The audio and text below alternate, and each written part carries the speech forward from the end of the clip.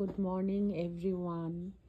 এই দেখো একটু চা নিয়ে বসেছি আর 4টে বিস্কুট নিয়েছিলাম। এখন তো আমি নিজে কিছু করতেই পারছি না, মানে রিন্টু করে দিচ্ছে আর আমি খাচ্ছি। মানে এখন তো সেবা নেওয়ার পালা। এই কুটু, ওই ঝাঁটাটা বের করিস না কুটু। দেখেছো কিরম কথা বলতে দেন। বিছানা ঝাড়ার ঝাঁটাটা আমি ওখানে রেখে দিই, ওটাকে টেনে বার করছে, জানো কিচ্ছু রাখে না। ঘরের ঝাঁটাটাকে পুরো টুকরো টুকরো করেছে, ঘরের ঝাঁটাটাকে পুরো টুকরো টুকরো করেছে, জানো। ঘর ঝাঁট দিতে পারি না ঠিক মতো, যতক্ষণ না এই পৌষ মাস যাচ্ছে ততক্ষণ করতে পারছি না। তার মধ্যে বিছানা ঝাড়ার ঝাঁটাটাকেও পুরো টুকরো টুকরো করেছে, মানে ওই দিকটা রাখা থাকে।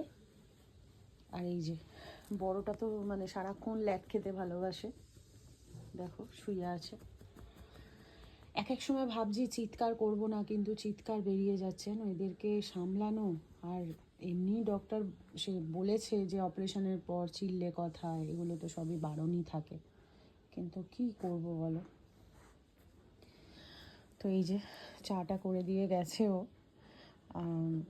ও গেছে একটা কাজে, কারণ আমার গাড়িটা আজকে 7-8 দিন ধরে বন্ধ পড়ে আছে, গাড়িটা স্টার্ট নিচ্ছে না, তাই ওটাই দেখতে গেছে।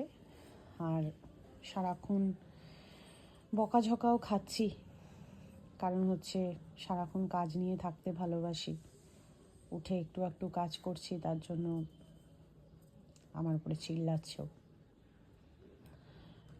কী আর করব, এইভাবেই চলছে এখন।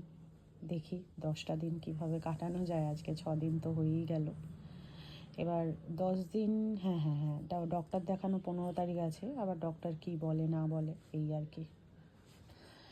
তো যাই হোক, তোমাদের সাথে সেইভাবে তো ভিডিও শেয়ার করতে পারছি না, তো এইভাবেই করতে হচ্ছে আমাকে। তো চলো, আবার নেক্সট ভিডিওতে দেখা হচ্ছে। টাটা।